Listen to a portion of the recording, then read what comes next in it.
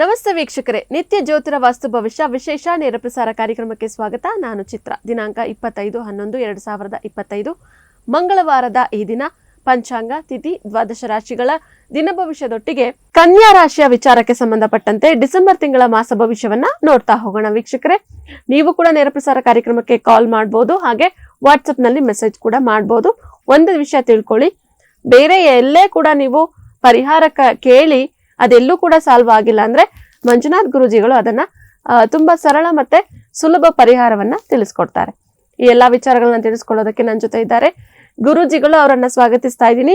ಖ್ಯಾತ ಸಂಖ್ಯಾಶಾಸ್ತ್ರಜ್ಞರು, ಪಂಚಭೂತ ವಾಸ್ತು ತಜ್ಞರು ಹಾಗೂ ಖ್ಯಾತ ಜ್ಯೋತಿಷಿಗಳು ಆದಂತಹ ಶ್ರೀ ಮಂಜುನಾಥ್ ಗುರುಜಿಗಳು. ಗುರುಜಿ ನಮಸ್ತೆ, ಕಾರ್ಯಕ್ರಮಕ್ಕೆ ಸ್ವಾಗತ. ಓಂ ಆದಿತ್ಯಾಯ ಚ ಸೋಮಾಯ ಮಂಗಳಾಯ ಬುಧಾಯ ಚ ಗುರು ಶುಕ್ರ ಶನಿರ್ಭಾಯ ಚ ರಾಹುವೇ ಕೇತುವೇ ನಮಃ. ವೀಕ್ಷಕರೇ, ನಮ್ಮ ಕಾರ್ಯಕ್ರಮದ ಮೊದಲನೆಯ ಅಂಗ ಇವತ್ತಿನ ದಿನದ ಪಂಚಾಂಗ ಮತ್ತೆ ತಿಥಿಯನ್ನ ನೋಡೋಣ. ನೋಡಿ, ಇವತ್ತು ತುಂಬಾ ವಿಶೇಷ. 25 ನವೆಂಬರ್ 2025 ಪಂಚಮಿ ತಿಥಿ, ಶುಕ್ಲ ಪಕ್ಷ ಪಂಚಮಿ ತುಂಬಾ ವಿಶೇಷವಾದ ಯೋಗವನ್ನು ಕೊಡುವಂಥದ್ದು. ಅದು ಕೂಡ ಸೂರ್ಯನ ನಕ್ಷತ್ರ ಇದೆ ಇವತ್ತು, ಉತ್ತರಾಷಾಢ ನಕ್ಷತ್ರ, ಅತಿಗಂಡ ಯೋಗ ಇರುವಂಥದ್ದು. ವಾರದಲ್ಲಿ ವಿಶೇಷ ಮಂಗಳಮಯವಾದ ಮಂಗಳವಾರ ಇವತ್ತು. ಅದರ ಜೊತೆಯಲ್ಲಿ ಸೂರ್ಯೋದಯ ಇವತ್ತಿನ ಬೆಂಗಳೂರಿನ ನಮ್ಮ ರಾಜ್ಯಕ್ಕೆ ಸಂಬಂಧಪಟ್ಟ ಹಾಗೆ 6:24 ಆದರೆ ಸೂರ್ಯಾಸ್ತ 5:49 ಆಗುವಂಥದ್ದು. ಮುಹೂರ್ತ ಭಾಗಕ್ಕೆ ಬಂದಾಗ ಇವತ್ತಿನ ರಾಹುಕಾಲ 2:58 ಮಧ್ಯಾಹ್ನದಿಂದ 4:23 ಸಾಯಂಕಾಲದವರೆಗೆ ಇರುತ್ತೆ. ಯಮಗಂಡ ಕಾಲ 9:15 10:41. ಗುಳಿಕ ಕಾಲ 12:07 1:32. ಅಭಿಜಿತ ಮುಹೂರ್ತ ಅಥವಾ ಅಭಿಜಿತ ಲಗ್ನ ಅಂತ ನೋಡೋದಾದ್ರೆ 11:44 12:29 ವಾಗಿರುವಂಥದ್ದು. ಗುರುಜಿ, ಮಂಗಳವಾರದ ದಿನದ ವಿಶೇಷತೆ ತಿಳಿಸ್ತೀರಾ? ನಾನು ಅವಾಗಲೇ ಹೇಳಿದೆ, ಹೆಸರಲ್ಲೇ ಮಂಗಳಮಯವಾದ ವಾರ ಮಂಗಳವಾರ ಅಂತ ಹೇಳ್ತಾರೆ. ಅಂದ್ರೆ ತುಂಬಾ ಮಂಗಳವಾರಗಳು ಜನ ಹೆದರ್ಕೊಂತಾರೆ. ಸೊ ಯಾವುದೇ ರೀತಿ ಸಮಸ್ಯೆ ಇಲ್ಲ. ನೋಡಿ, ಯಾವುದೇ ರೀತಿ ಮಂಗಳ ಬಂದು ಧೈರ್ಯ, ಸಾಹಸ, ಪರಾಕ್ರಮಕ್ಕೆ ಕಾರಕವಾಗಿರುವಂತ ಗ್ರಹ. ಮತ್ತೆ ಇದು ಮಂಗಳ ಬಂದು ರಕ್ಷಾತ್ಮಕ ಗ್ರಹ ಅಂತ ಹೇಳ್ತೀವಿ. ಅದಕ್ಕೆ ಯಾರು ಈ ದೇಶ ರಕ್ಷಣೆಗೆ, ಕಾನೂನು ರಕ್ಷಣೆಗೆ, ಒಂದು ಲಾಯರ್ ಆಗಿರ್ಬೋದು, ನೀವು ಒಂದು ಜಡ್ಜ್ ಆಗಿರ್ಬೋದು, ಅಥವಾ ನೀವು ಪೊಲೀಸ್ ಆಗಿರ್ಬೋದು, ಒಬ್ಬ ಸೈನಿಕ ಆಗಿರ್ಬೋದು, ಅಥವಾ ಯಾರು ಪೊಲೀಸರಾಗಬೇಕು, ಸೈನಿಕರಾಗಬೇಕು ಅಂತ ಇಷ್ಟಪಡ್ತಾ ಇದ್ದೀರಾ, ನೀವು ಅದಕ್ಕೊಂದು ಫಾರಮ್ ಫಿಲ್ಅಪ್ ಮಾಡಬೇಕಾಯ್ತು, ಎಕ್ಸಾಮ್ಸ್ಗೆ ಅಪ್ಲೈ ಮಾಡಬೇಕಂದ್ರೆ ಮಂಗಳವಾರ ತುಂಬ ಒಳ್ಳೆಯದು. ಯಾಕಂದರೆ ಮಂಗಳನ ಪ್ರಭಾವ ಅದರ ಮೇಲೆ ಇರುವಂಥದ್ದು. ಮತ್ತು ಮಂಗಳ ಒಂದು ವ್ಯಾಜ್ಯಕ್ಕೆ ಕಾರಕ ಅಂತ ಹೇಳ್ತೀವಿ. ಅಂದರೆ the Mars is a planet which gives resolution to the litigations ಅಂತ ಹೇಳ್ತೀವಿ. ಸೊ ಯಾವುದೋ ಒಂದು ವ್ಯಾಜ್ಯಗಳಿರುತ್ತೆ, ಅದು ಜಮೀನು ವ್ಯಾಜ್ಯಗಳಾಗಿರ್ಬೋದು, ಗಂಡ ಹೆಂಡತಿ ವ್ಯಾಜ್ಯಗಳಾಗಿರ್ಬೋದು, ಮತ್ತು ಈ ಸ್ನೇಹಿತರಲ್ಲಿ ಏನೋ ಒಂದು ವ್ಯಾಜ್ಯಗಳಾಗಿರ್ಬೋದು. ಅಂದರೆ ಒಂದು ಡಿಸ್ಕಷನ್ಸ್ ಥ್ರೂ ಒಂದೇನು ನ್ಯಾಯ ಪಂಚಾಯಿತಿ ಅಂತ ಹೇಳ್ತಾರಲ್ಲ, ಮನೆ ಮಟ್ಟಿಗೆ ಹಿರೀಕರು ಮನೆಯಲ್ಲಿ ಯಾರು ಇರ್ತಾರೆ, ಆ ಒಂದು ವ್ಯಾಜ್ಯಗಳಿಗೆ ನಿವಾರಣೆ ಮಾಡಲು ಮಂಗಳವಾರ ಮಂಗಳಮಯವಾದ ವಾರ. ಸೊ ಅದನ್ನ ಇವತ್ತು ಅವ್ರು ಮಾಡ್ಕೋಬಹುದು. ಇನ್ನು ನಮ್ಮ ದೇವರ ಆರಾಧನೆಯಲ್ಲಿ ಸುಬ್ರಹ್ಮಣ್ಯನ ವಾರ ಮಂಗಳವಾರ ಇರುತ್ತೆ. ಸುಬ್ರಹ್ಮಣ್ಯನಿಗೆ ಆರಾಧನೆ ಮಾಡಿದ್ರೆ ಇವತ್ತು ತುಂಬಾ ಒಳ್ಳೇದಾಗುತ್ತೆ. ಗುರುಜಿ, ಇವತ್ತಿನ ದಿನದ ಅಂದ್ರೆ ಮಂಗಳವಾರದ ವಿಶೇಷತೆಯನ್ನ ಕೂಡ ತಿಳಿಸ್ಕೊಟ್ಟಿದ್ದೀರಾ. ದ್ವಾದಶ ರಾಶಿಗಳ ದಿನ ಭವಿಷ್ಯವನ್ನ ಪ್ರಾರಂಭ ಮಾಡೋಣ. ಮೊದಲನೇದಾಗಿ ಮೇಷರಾಶಿ. ನೋಡಿ, ಮೇಷರಾಶಿಯವರು ಬಹುಕಾಲದಿಂದ ಎದುರು ನೋಡುತ್ತಿದ್ದ ಜೀವನದ ಒತ್ತಡಗಳಿಂದ ಇವತ್ತು ನೀವು ಶಮನ ಪಡೆಯುತ್ತೀರಿ. ಮೇಷರಾಶಿಯ ನಂತರ ಮುಂದಿನ ರಾಶಿ ವೃಷಭ ರಾಶಿ. ವೃಷಭ ರಾಶಿಯವರು ನಿಮ್ಮ ತೂಕದ ಮೇಲೆ ಒಂದು ಕಣ್ಣಿಟ್ಟಿರಿ, ಅತಿಯಾಗಿ ತಿನ್ನಬೇಡಿ. ನೀವು ಸಂಪೂರ್ಣವಾದ ಹೂಡಿಕೆಗಳನ್ನು ಇವತ್ತು ಮಾಡಿದ್ದಲ್ಲಿ ನೀವು ಒಳ್ಳೆ ಹಣ ಮಾಡುತ್ತೀರಿ. ವೃಷಭ ರಾಶಿಯ ನಂತರ ಮುಂದಿನ ರಾಶಿ ಮಿಥುನ ರಾಶಿ. ಮಿಥುನ ರಾಶಿ, ನಿಮ್ಮ ಮನಸ್ಸಿನ ಇತ್ತೀಚಿನ ಘಟನೆಗಳಿಂದ ತೊಂದರೆಗಳಾಗಬಹುದು. ಅದಕ್ಕೆ ಧ್ಯಾನ, ಯೋಗ, ಪ್ರಾಣಾಯಾಮ, ಆಧ್ಯಾತ್ಮಿಕ ಹಾಗೂ ಭೌತಿಕ ಲಾಭಗಳಿಂದ ಪ್ರಯೋಜನ ಪಡ್ಕೋಬಹುದು. ಮಿಥುನ ರಾಶಿಯ ನಂತರ ಮುಂದಿನ ರಾಶಿ ಕರ್ಕಾಟಕ ರಾಶಿ. ಅದೃಷ್ಟವನ್ನು ಅವಲಂಬಿಸಬೇಡಿ, ನಿಮ್ಮ ಆರೋಗ್ಯ ಸುಧಾರಿಸಲು ಪ್ರಯತ್ನಿಸಿ. ಯಾಕಂದ್ರೆ ಅದೃಷ್ಟ ಒಂದು ನಿಮಗೆ ಸೋಮಾರಿತನದ ಒಂದು ಪರಮಾವಧಿ ಆಗುತ್ತದೆ. ಗುರುಜಿ, ಕರ್ಕಾಟಕ ರಾಶಿಯವರಿಗೆ ಪರಿಹಾರ ಭಾಗವಾಗಿ ಏನ್ ತಿಳಿಸ್ತೀರಾ? ಆದಷ್ಟು ಕರ್ಕಾಟಕ ರಾಶಿಯವರಿಗೆ ರಾಶಾಧಿಪತಿಯಾದ ಚಂದ್ರನ ಮಂತ್ರ ಹೇಳ್ಬೋದು, ಅಥವಾ ಶಿವ ಪಂಚಾಕ್ಷರಿ ಸ್ತೋತ್ರವನ್ನು ಇವತ್ತು ಹೇಳಿದ್ರೆ, ಓಂ ನಮಃ ಶಿವಾಯ ಜಪ ಮಾಡಿದ್ರೆ ಒಳ್ಳೆಯದಾಗುತ್ತೆ. ಮುಂದಿನ ರಾಶಿ ಸಿಂಹ ರಾಶಿಯವರಿಗೆ ಮಂಗಳವಾರದ ದಿನ ಭವಿಷ್ಯ ಏನಿದೆ ನೋಡೋಣ.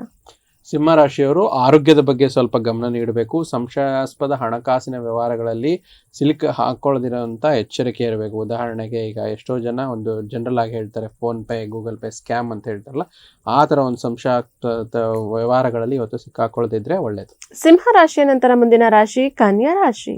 ಸ್ನೇಹಿತರ ಜೊತೆಗೆ ಕೆಲವು ಅಹಿತಕರ ಪ್ರತಿಕ್ರಿಯೆಗಳನ್ನು ಉಂಟು ಮಾಡಬಹುದು. ಯಾವುದೋ ಒಂದು ನಿರ್ಧಾರ ಕೈಗೊಳ್ಳುವ ಮುಂಚೆ ಮೊದಲ ಸಮತೋಲನದ ನೋಟ ಹೊಂದಿ ಮುಂದುವರೆದ್ರೆ ಒಳ್ಳೆಯದು. ಕನ್ಯಾ ರಾಶಿಯ ರಾಶಿ ಭವಿಷ್ಯವನ್ನ ನೋಡಿದ್ವಿ. ಮುಂದಿನ ರಾಶಿ ನೋಡೋದಕ್ಕೂ ಮುಂಚೆ ಪ್ರಶ್ನಾ ಸಮಯ ಭಾಗದಲ್ಲಿ ಪ್ರಶ್ನೆಗಳನ್ನ ತೆಗೆದುಕೊಳ್ತಾ ಇದೀವಿ. ಗುರುಜಿ, ತಗೊಳ್ಳೋಣ. ಇವರು ತಮ್ಮ ಹೆಸರನ್ನ ತಿಳಿಸ್ತಾ ಇದ್ದಾರೆ. ಪೂಜಾ. ಜನ್ಮ ದಿನಾಂಕ ಓಕೆ 21/9/1989. 21/1/80. 21/9. ಓಕೆ ಜನ್ಮ ಸಮಯ 3:35 PM. 3:35. ಓಕೆ ಜನ್ಮಸ್ಥಳ ಹಾಸನ್. ಸರಿ. ಇವ್ರು ಕೇಳ್ತಾ ಇರೋ ಪ್ರಶ್ನೆ ಗುರುಜಿ, ಕರಿಯರ್, ಬಿಸ್ನೆಸ್, ಸಕ್ಸಸ್, ಗ್ರೋತ್ ಬಗ್ಗೆ ಕೇಳ್ತಾ ಇದ್ದಾರೆ. ಪೂಜೆ. ಸೊ ಇಲ್ಲಿ ಪೂಜಾರ್ ಕೊಟ್ಟಿರೋ ಮಾಹಿತಿ ಪ್ರಕಾರದಲ್ಲಿ ಇವ್ರದ್ದು ಜಾತಕದಲ್ಲಿ ಹುಟ್ಟಿರುವಂಥದ್ದು ಗುರುವಾರ, ಮೃಗಶಿರ ನಕ್ಷತ್ರ. ಮೃಗಶಿರ ನಕ್ಷತ್ರ ರಾಶಿ ಒಂದು ವೃಷಭ ರಾಶಿ ಅಂತ ಹೇಳ್ತೀವಿ. ಇಲ್ಲಿ ಮೃಗಶಿರ ನಕ್ಷತ್ರಕ್ಕೆ ಅಧಿಪತಿ ಮಂಗಳ ಗ್ರಹ ಅಂತ ಹೇಳ್ತೀವಿ.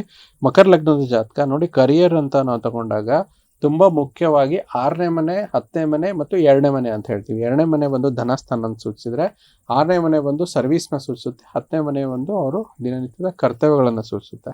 ಸೊ ಇಲ್ಲೇನಾಗುತ್ತೆ, ಇವ್ರ ಜಾತಕದಲ್ಲಿ ದ್ವಿತೀಯದಲ್ಲಿ ರಾಹು ತುಂಬಾ ಒಳ್ಳೆ ದುಡ್ಡನ್ನ ಕೊಡ್ತಾರೆ, ಸಕ್ಸಸ್ನ ಕೊಡ್ತಾರೆ.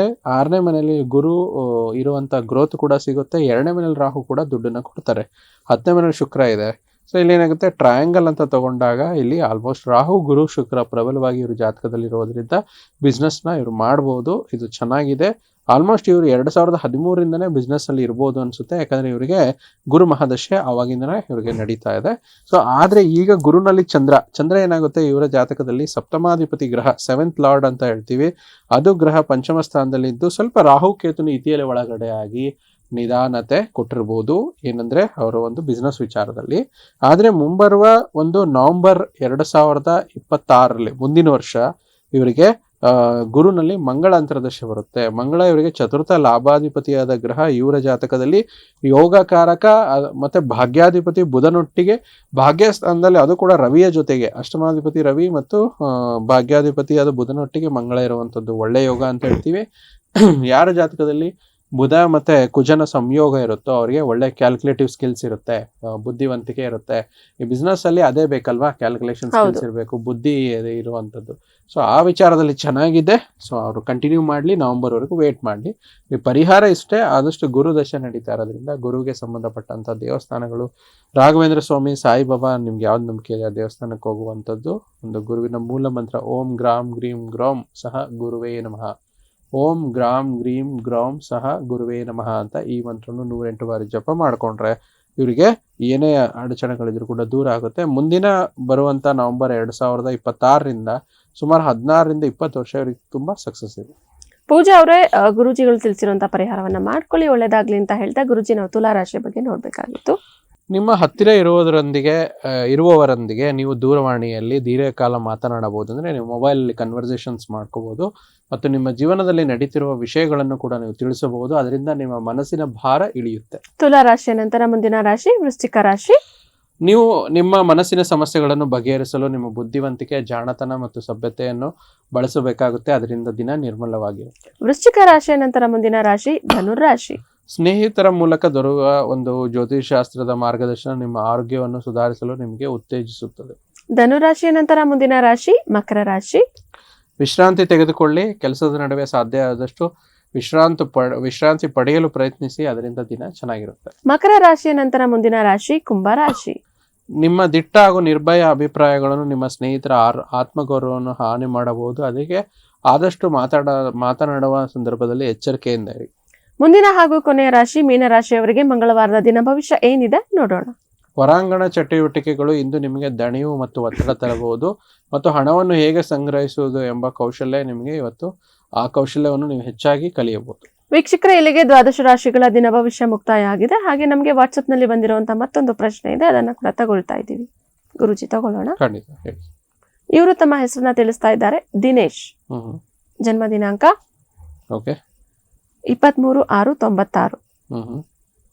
ಜನ್ಮ ಸಮಯ 3:06 PM. ಜನ್ಮ ಸ್ಥಳ ಹೈದರಾಬಾದ್. ಇವ್ರು ಕೇಳ್ತಾ ಇರೋ ಪ್ರಶ್ನೆ job change and financial stability. ನೋಡಿ, ದಿನೇಶ್ ಅವರು ಕಳಿಸಿದ್ದಾರೆ. ಹುಟ್ಟಿರುವಂತದ್ದು ಭಾನುವಾರ, ಉತ್ತರ ಫಾಲ್ಗುಣಿ ನಕ್ಷತ್ರ ಇವ್ರದ್ದು. ಮತ್ತು ಸಿಂಹ ರಾಶಿ. ಸೊ ಇಲ್ಲೇನಾಗುತ್ತೆ, ಜಾಬ್ ಚೇಂಜ್ ವಿಚಾರವಾಗಿ ನೋಡಬೇಕಾದ್ರೆ ದಶಮಾಧಿಪತಿ, ದಶಮ ಸ್ಥಾನದ ಅಧಿಪತಿ, ಲಾಭ ಸ್ಥಾನದಲ್ಲಿ ಚಂದ್ರಗ್ರಹ ಇದ್ದಾರೆ. ಇದು ಒಂದು ತುಂಬ ಒಳ್ಳೆ ವಿಶೇಷ ಯೋಗ ಅಂತ ಹೇಳ್ತೀವಿ. ಮತ್ತು ದಶಾಭುಕ್ತಿಗಳು ಬಹಳ ಪ್ರಾಮುಖ್ಯತೆ ವಹಿಸುತ್ತೆ. ರಾಹು ಮಾದಶನಲ್ಲಿ ಶನಿ ಅಂತರ್ದಶೆ ನಡೀತಾ ಇದೆ.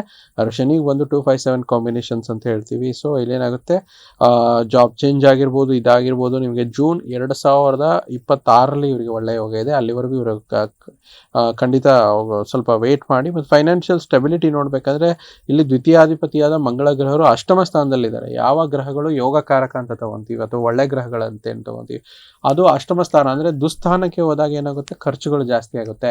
ಅಂದರೆ ಅನ್ಪ್ಲಾನ್ಡ್ ಎಕ್ಸ್ಪೆನ್ಸಸ್ ಜಾಸ್ತಿ ಆಗುತ್ತೆ. ಅದು ಸ್ವಲ್ಪ ಜಾಸ್ತಿ ಇದೆ. ರಿಕ್ವೈರ್ಡ್ ಅಮೌಂಟ್ ಆಫ್ ಟೈಮ್ ನಾವು ಹೇಳಿರೋ ವಿಚಾರದಲ್ಲಿ ವೇಟ್ ಮಾಡಿದ್ರೆ ಇವ್ರಿಗೆ ತುಂಬ ಒಳ್ಳೆಯದಾಗುತ್ತೆ.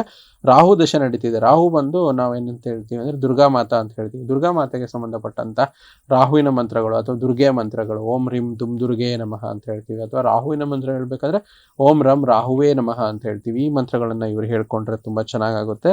ಸ್ವಲ್ಪ ವೆಯ್ಟ್ ಮಾಡಲಿ. ಬರುವಂಥ ಮೇ 2026ರಿಂದ ತುಂಬ ಎಕ್ಸಲೆಂಟ್ ಟೈಮಿಂಗು ಇವರಿಗೆ, ದಿನೇಶ್ ಅವರಿಗೆ ಸಿಗುವಂಥದ್ದು ಅಂತ. ಯಾಕಂದರೆ ರಾಹು ದಶನಲ್ಲಿ ಜನರಲಿ ತುಂಬ ಜನ ಏನು ಮಾಡ್ತಾರೆ, ಹೆದರ್ಕೊಂತಾರೆ. ರಾಹು ಬಂದು ವಾಯುತತ್ವ ಗ್ರಹ ಅಂತ ಹೇಳ್ತೀವಿ. ವಾಯುತತ್ವ ಅಂತಂದರೆ ಪ್ರತಿಯೊಂದು ವಿಚಾರದಲ್ಲಿ ಫ್ಲಕ್ಚುಯೇಷನ್ಸ್ ಕೊಡ್ತಾ ಇರ್ತಾರೆ. ಅಂದರೆ ಸ್ಥಿರವಾಗಿ ಕೊಡೋದಿಲ್ಲ. ಮತ್ತು ಒಂದು ಮಾನಸಿಕ ಸಮಾಧಾನ, ಸ್ಥಿಮಿತತೆ ಇರಲ್ಲ. ಏನೋ ಒಂದು ಟೆನ್ಷನ್, ಏನೋ ಒಂದು ಆತಂಕ ಇರುತ್ತೆ. ಸೊ ಅದಕ್ಕೆ ಸಂಬಂಧಪಟ್ಟಂಥ ಇವ್ರದೇ ಅಂತಲ್ಲ, ಯಾರು ಡಿಫಾಲ್ಟ್ ಈ ಒಂದು ವಿಂಶೋತ್ತರಿ ಮಹಾದಶ ಪದ್ಧತಿಯಲ್ಲಿ ರಾಹು ದಶೆ 18 ವರ್ಷಗಳ ಕಾಲ ಬಂದೇ ಬರುತ್ತೆ. ಆಯಾ ವ್ಯಕ್ತಿಗಳಿಗೆ ಆ ದಶೆನಲ್ಲಿ ಅಥವಾ ಭುಕ್ತಿಗಳಲ್ಲಿ ಸಮಸ್ಯೆಗಳನ್ನು ಕೊಡುತ್ತೆ. ಅದಕ್ಕೆ ಈ ಒಂದು ರಾಹು ಪರಿಹಾರ ಸಿಂಪಲ್ ಆಗಿ ಇವ್ರು ಅಲ್ದಿರ ಬೇರೆಯವರು ಕೂಡ ಮಾಡ್ಕೊಂಡ್ರೆ ಚೆನ್ನಾಗಿರುತ್ತೆ. ಇವರಿಗೆ ಈಗಿನ ಇಷ್ಟು ಪರಿಹಾರ ಮಾಡ್ಕೊಂಡ್ರೆ ಚೆನ್ನಾಗುತ್ತೆ. ದಿನೇಶ್ ಅವರೇ, ಇವತ್ತಿನ ಸಂಚಿಕೆಯನ್ನು ನೀವು ವೀಕ್ಷಿಸಿದ್ರೆ ಪರಿಹಾರವನ್ನ ಕಂಡ್ಕೊಳ್ಳಿ, ಹಾಗೆ ಮಾಡ್ಕೊಳ್ಳಿ ಅಂತ ಹೇಳ್ತಾ, ಕನ್ಯಾ ರಾಶಿಯವರು ಇವತ್ತಿನ ಸಂಚಿಕೆಯನ್ನ ಮಿಸ್ ಮಾಡ್ಕೊಳ್ಬೇಡಿ. ಡಿಸೆಂಬರ್ ತಿಂಗಳ ಮಾಸ ಭವಿಷ್ಯ ಹೇಗಿದೆ ಗುರುಜಿಗಳನ್ನ ಕೇಳೋಣ. ಗುರುಜಿ, ಕನ್ಯಾ ರಾಶಿಯವರಿಗೆ ನವಗ್ರಹಗಳ ಗೋಚರದ ಪ್ರಭಾವ ಯಾವ ರೀತಿಯಾಗಿದೆ, ಅದರ ಒಂದು ಆಧಾರದ ಮೇಲೆ ರಾಶಿ ಫಲ ಏನ್ ಸೂಚಿಸುತ್ತೆ? ನೋಡಿ, ಪ್ರತಿ ರಾಶಿಯ ಒಂದು ಫಲಗಳು ಹೇಳಬೇಕಾದ್ರೆ ಗುರು ಮತ್ತು ಶನೇಶ್ವರರ ಪ್ರಭಾವ ನಾವು ತುಂಬ ಬೇಗ ಪರಿಗಣಿಸುವಂಥದ್ದು, ತುಂಬ ವಿಸ್ತಾರವಾಗಿ ಪರಿಗಣಿಸ್ತೇವೆ.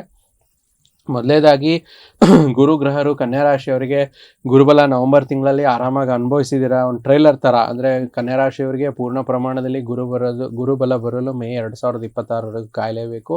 ಆದರೆ ನಾವು ನವೆಂಬರ್ ತಿಂಗಳಲ್ಲಿ ನಾವು ಹೇಳಿದ್ವಿ ಯಾವ ವಿಚಾರ ಅಂತಂದರೆ, ನಿಮಗೆ ಮುಂಬರುವ ಒಂದು ಗುರುಬಲ ಕನ್ಯಾ ರಾಶಿಯವರಿಗೆ ಮೇ 2026ರಿಂದ ಬರುವಂಥ ಗುರುಬಲವು ಈ ಟ್ರೈಲರ್ ಥರ ನವೆಂಬರ್ ತಿಂಗಳಲ್ಲಿ ಜಾಕ್ಪಾಟ್ ಥರ ಸಿಕ್ಕಿತ್ತು.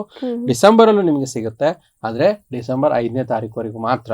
ಡಿಸೆಂಬರ್ 5ನೇ ತಾರೀಕು ನಂತರ ಗುರುಬಲ ಕನ್ಯಾ ರಾಶಿಯವರಿಗೆ ಹೋಗುತ್ತೆ. ಲಾಭ ಸ್ಥಾನದಿಂದ ಇಲ್ಲೇನಾಗುತ್ತೆ ಅಂದರೆ ಗುರು ದಶಮ ಸ್ಥಾನಕ್ಕೆ ಬರ್ತಾರೆ. ದಶಮದಲ್ಲೂ ಗುರು ಕೂಡ ಒಳ್ಳೇದಾಗುತ್ತೆ, ಯಾಕಂದರೆ ಸಪ್ತಮಾಧಿಪತಿ ದಶಮಾಧಿಪತಿ ಒಳ್ಳೆಯದೇ ಕೊಡ್ತಾರೆ. ಆದರೆ ಗುರುಬಲ ಟೆಕ್ನಿಕಲಿ ಕುಗ್ಗೋಗುತ್ತೆ.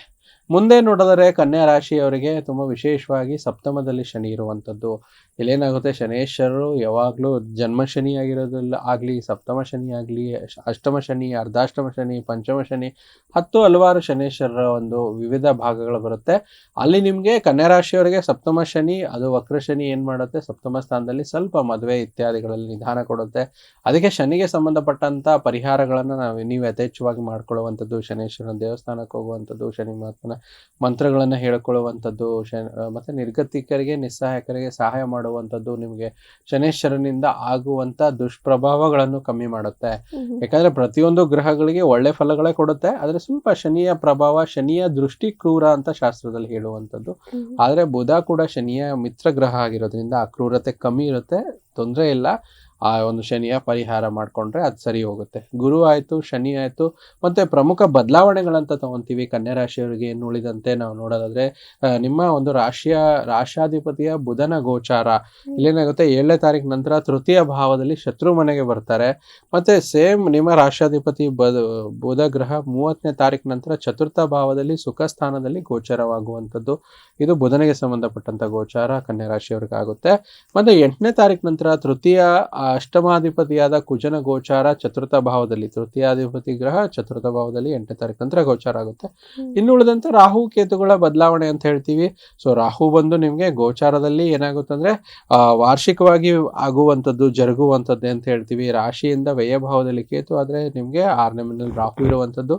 ಇದು ರಾಹು ಕೇತು ಗ್ರಹ ಸ್ಥಿತಿ. ಮತ್ತು ಶುಕ್ರನ ಗೋಚಾರ ದ್ವಿತೀಯ ಮತ್ತು ಭಾಗ್ಯಾಧಿಪತಿಯಾದ ಶುಕ್ರ ಗ್ರಹರು ಕೂಡ ಚತುರ್ಥ ಭಾವದಲ್ಲಿ ಗೋಚಾರ ಆಗ್ತಿರುವಂಥದ್ದು.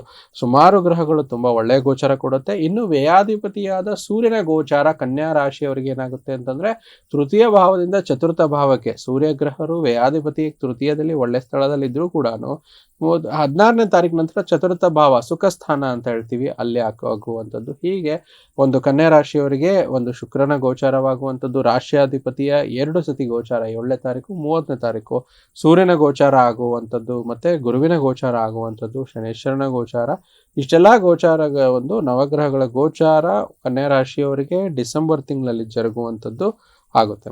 ಗುರುಜಿ, ಇನ್ನು ಕೂಡ ವಿಸ್ತೃತವಾಗಿ ನೋಡ್ತಾ ಹೋಗೋದಾದ್ರೆ ಕನ್ಯಾ ರಾಶಿಯವರಿಗೆ ನವಗ್ರಹಗಳ ಗೋಚಾರದ ಪ್ರಭಾವ ಹೇಗೆ ಬೀರ್ತಾ ಇದೆ? ನೋಡಿ, ವಿಸ್ತೃತವಾಗಿ ಒಂದು ನವಗ್ರಹಗಳ ಪ್ರಭಾವ ಅಂತಂದ್ರೆ ಇಷ್ಟು ದಿನ ಏನು ಗುರುಬಲವಿತ್ತು ಆ ಗುರುಬಲ ಸ್ವಲ್ಪ ಕಮ್ಮಿ ಆಗ್ತಿದೆ. ಸೊ ಅದರ ವಿಚಾರವಾಗಿ ಯಾವುದೇ ರೀತಿ ಟೆನ್ಷನ್ಸ್ ಬೇಡ. ಇನ್ನು ಒಂದು 6 ತಿಂಗಳ ಕಾಲ ಗುರುಬಲ ಇಲ್ಲದೆ ಇದ್ರೂ ಕೂಡ ನಿಮಗೆ ತುಂಬಾ ವಿಶೇಷವಾಗಿ ಅಂತ ಹೇಳ್ತೀವಿ 10ನೇ ಮನೆಯಲ್ಲಿ ಗುರು ಇರುವಂಥದ್ದು ಕೂಡ ನಿಮಗೆ ಕಾರ್ಯಸಾಧ್ಯತೆ ಹೆಚ್ಚು ಮಾಡುತ್ತೆ. ಚತುರ್ಥ ಮತ್ತು ಸಪ್ತಮಾಧಿಪತಿಯಾದ ಗುರುಗ್ರಹ 10ನೇ ಮನೆಯಲ್ಲಿ ನಿಮ್ಮ ಕಾರ್ಯಕ್ಷೇತ್ರದಲ್ಲಿ ನಿಮಗೆ ಹೆಚ್ಚಿನ ಜವಾಬ್ದಾರಿಗಳನ್ನು ನೀಡುತ್ತೆ ಮತ್ತು ರೆಕಗ್ನೈಸೇಷನ್ ಕೊಡುತ್ತೆ. ನಿಮ್ಮ ಕಾರ್ಯಕ್ಷೇತ್ರದಲ್ಲಿ ಎಕ್ಸ್ಪ್ಯಾನ್ಷನ್ ಮಾಡುತ್ತೆ. ಇದೇ ರೀತಿ ಅನುಕೂಲ ಆಗುತ್ತೆ. ಅದೇ ರೀತಿ ಇಲ್ಲಿ ತುಂಬಾ ವಿಶೇಷವಾಗಿ ನೋಡೋದಾದ್ರೆ ಈ ಚತುರ್ಥ ಭಾವದಲ್ಲಿ ತುಂಬಾ ಒಳ್ಳೆಯ ಗ್ರಹಗಳು, ನಿಮ್ಮ ರಾಷ್ಟ್ರಾಧಿಪತಿನೇ ಬುಧ ಗ್ರಹ ತೃತೀಯದಿಂದ ಚತುರ್ಥಕ್ಕೆ 30ನೇ ತಾರೀಕು ನಂತರ ಬರುವಂಥದ್ದು. ಅಲ್ಲಿ ನಿಮಗೆ ವಾಹನಕ್ಕೆ ಅನುಕೂಲ ಆಗುವಂಥದ್ದು, ಮತ್ತೆ ವಾಹನ ಸೌಖ್ಯವಾಗಿರ್ಬೋದು, ಮತ್ತೆ ಭೂಮಿ ಸೌಖ್ಯ ಆಗಿರ್ಬೋದು ಈ ತಿಂಗಳಲ್ಲಿ ತುಂಬಾ ಒಳ್ಳೇದಂತ ಹೇಳ್ತೀವಿ. ಮತ್ತೆ ಚತುರ್ಥ ಭಾವದಲ್ಲಿ 3 ಗ್ರಹಗಳು ಇಲ್ಲಿ ಸೇರ್ಕೊಳ್ಳುವಂಥದ್ದು ಕ್ರಮವಾಗಿ ನೋಡಿ, ನಿಮಗೆ ದ್ವಿತೀಯ ಮತ್ತು ಭಾಗ್ಯಾಧಿಪತಿಯಾದ ಶುಕ್ರ ಗ್ರಹರು, ವ್ಯಯಾಧಿಪತಿಯಾದ ರವಿ ಗ್ರಹರು, ತೃತೀಯಾಧಿಪತಿಯಾದ ಮಂಗಳ ಗ್ರಹರು ಕೂಡ ನಿಮಗೆ ಚತುರ್ಥ ಭಾವದಲ್ಲಿ ಬರುವಂಥದ್ದು. ನಮ್ಮ ಜ್ಯೋತಿಷ್ ಶಾಸ್ತ್ರದಲ್ಲಿ ಚತುರ್ಥ ಭಾವಕ್ಕೆ ನಾವು ಸುಖ ಸ್ಥಾನ ಅಂತ ಹೇಳ್ತೀವಿ. ಸುಖ ಸ್ಥಾನದಲ್ಲಿ 3 ಗ್ರಹ ಕೂತ್ಕೊಳ್ಳುವಂಥದ್ದು ಒಳ್ಳೆದನ್ನ ಕೊಡುತ್ತೆ. ನಿಮಗೆ ಗುರು ಮನೆಯಲ್ಲೇ 3 ತೃತೀಯ ಅಂದ್ರೆ ಟ್ರಾವೆಲಿಂಗ್ ಪ್ಲಾನೆಟ್ ಅಂತ ಹೇಳ್ತೀವಿ ಮಂಗಳ. ಇಲ್ಲಿ ಏನಾಗುತ್ತೆ, ಸ್ವಲ್ಪ ಧಾರ್ಮಿಕ ಯಾತ್ರೆಗಳನ್ನ ಹೋಗುವಂಥದ್ದು ಕನ್ಯಾ ರಾಶಿಯವರು, ದೇವಸ್ಥಾನಗಳನ್ನ ಸುತ್ತುವಂಥದ್ದು ಮತ್ತು ಈ ಕ್ರಿಯಾತ್ಮಕ ಚಟುವಟಿಕೆಗಳನ್ನ ಮಾಡುವಂಥದ್ದು, ಆಕ್ಟಿವ್ ಇಂದ ತುಂಬಾ ಚೆನ್ನಾಗಿ ಕೆಲಸ ಮಾಡುವಂಥದ್ದು ಅಂತ ಹೇಳ್ತೀವಿ. ಮತ್ತೆ ಚತುರ್ಥದಿಂದ ಏನಾಗುತ್ತೆ ಅಂತಂದ್ರೆ ಒಂದು ಜವಾಬ್ದಾರಿ ಹೆಚ್ಚಾಗುತ್ತೆ ಮತ್ತು ಇರುವಂತ ಶಕ್ತಿಗಳು, ಮತ್ತೆ ಆದಷ್ಟು 6ನೇ ಮನೆಯಲ್ಲಿ ರಾಹು ಇದ್ದಾಗ ಯಾವುದೇ ರೋಗ ಬಾಧೆಗಳು ಉಲ್ಬಣ ಆಗೋದಿಲ್ಲ, ಕಮ್ಮಿ ಆಗುತ್ತೆ. ಮತ್ತೆ ಸಣ್ಣ ಪುಟ್ಟ ಕೆಡುಕುಗಳು ಬಂದ್ರು ಬ್ಯಾಲೆನ್ಸ್ ಮಾಡ್ಕೊಂಡು ಹೋಗೋದಾಗುತ್ತೆ.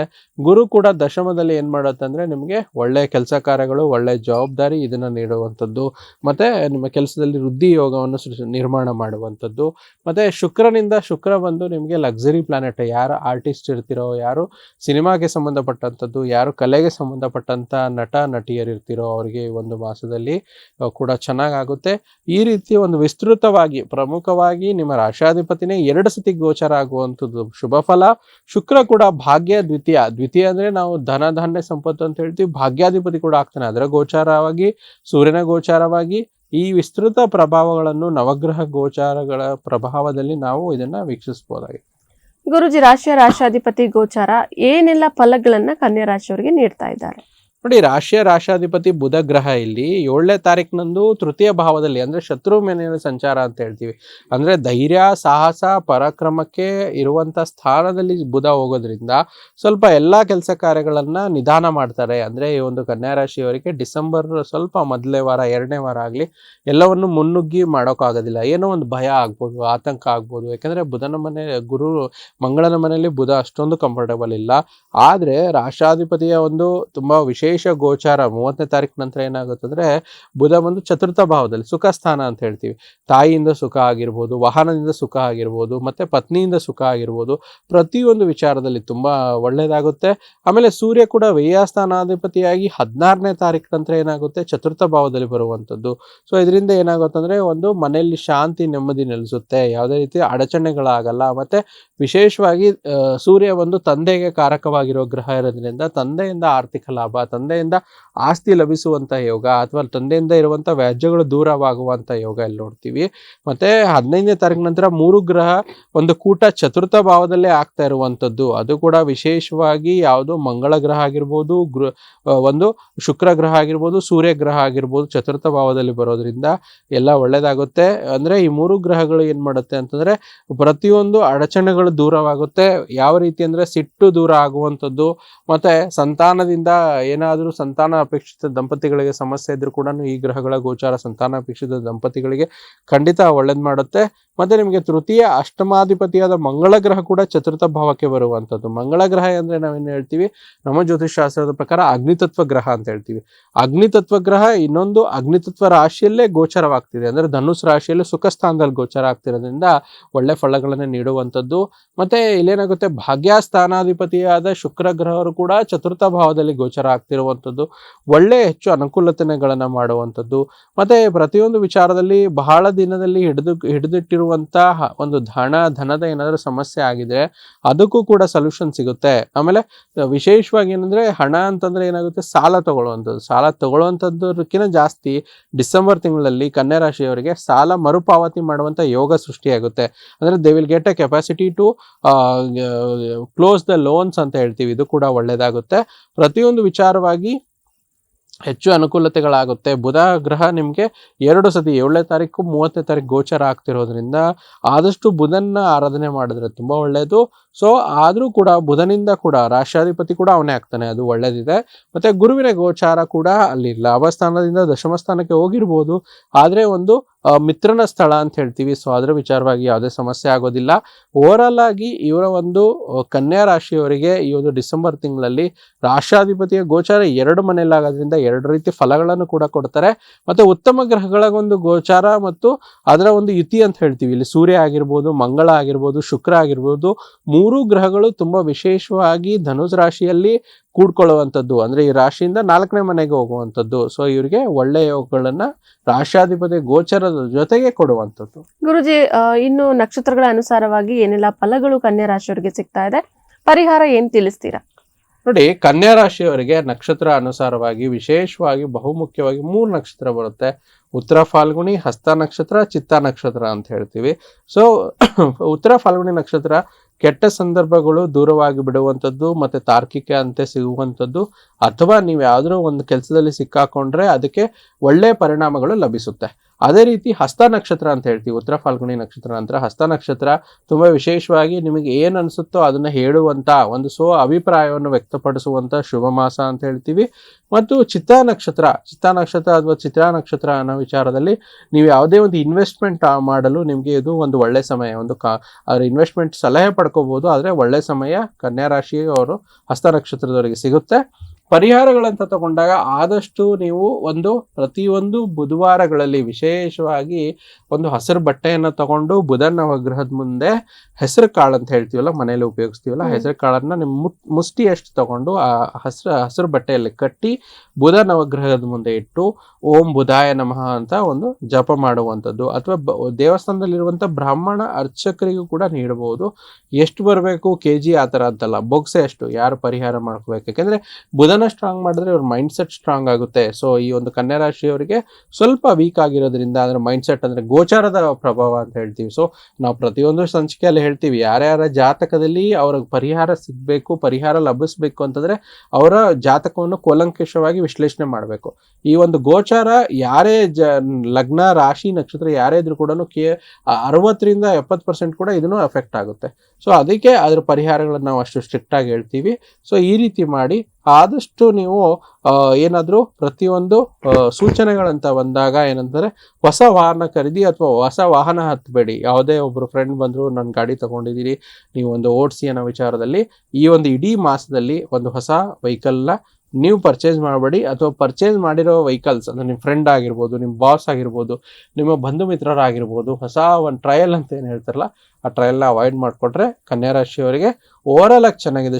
100ರಲ್ಲಿ 80% ಕನ್ಯಾ ರಾಶಿಯವರಿಗೆ ಈ ಒಂದು ಡಿಸೆಂಬರ್ ತಿಂಗಳಲ್ಲಿ ತುಂಬಾ ಒಳ್ಳೆಯ ಒಂದು ಮಾಸ ಭವಿಷ್ಯ ಇರುವಂತದ್ದು. ಗುರುಜಿ, ಇಷ್ಟೊತ್ತು ಕೂಡ ನಮ್ಮ ಜೊತೆ ಇದ್ದು ಕನ್ಯಾ ರಾಶಿಯ ಡಿಸೆಂಬರ್ ತಿಂಗಳ ಮಾಸ ಭವಿಷ್ಯವನ್ನ ತಿಳಿಸಿದ್ರೆ, ನಮ್ಮ ವೀಕ್ಷಕರ ಪ್ರಶ್ನೆಗಳಿಗೆ ಉತ್ತರವನ್ನ ನೀಡ್ತಾ ರಾಶಿ ಭವಿಷ್ಯವನ್ನ ಕೂಡ ತಿಳಿಸ್ಕೊಟ್ಟಿದ್ದಾರೆ. ಗುರುಜಿ, ಧನ್ಯವಾದಗಳು. ಸರ್ವೇ ಜನ ಸುಖಿನೋ ಭವಂತು, ಸಮಸ್ತ ಸನ್ಮಂಗಳಾನಿ ಭವಂತು. ನೋಡಿದ್ರಲ್ಲ ವೀಕ್ಷಕರೇ, ಕನ್ಯಾ ರಾಶಿಯವರಿಗೆ ವಿಶೇಷ ಸೂಚನೆ ಏನ್ ಗುರೂಜಿಗಳು ನೀಡಿದ್ದಾರೆ ಅದನ್ನ ಕೂಡ ಮನಸ್ಸಿನಲ್ಲಿ ಇಟ್ಕೊಳ್ಳಿ, ಒಳ್ಳೇದಾಗ್ಲಿ ಅಂತ ಹೇಳ್ತಾ ಇವತ್ತಿನ ಕಾರ್ಯಕ್ರಮವನ್ನು ಇಲ್ಲಿಗೆ ಮುಗಿಸ್ತಾ ಇದ್ದೀನಿ. ಮತ್ತೊಂದು ಸಂಚಿಕೆಯಲ್ಲಿ ಭೇಟಿಯಾಗೋಣ. ನೋಡ್ತಾ ಇರಿ ಪ್ರಗತಿ ಟಿವಿ, ಇದು ನಿಮ್ಮಿಂದ ನಿಮಗಾಗಿ.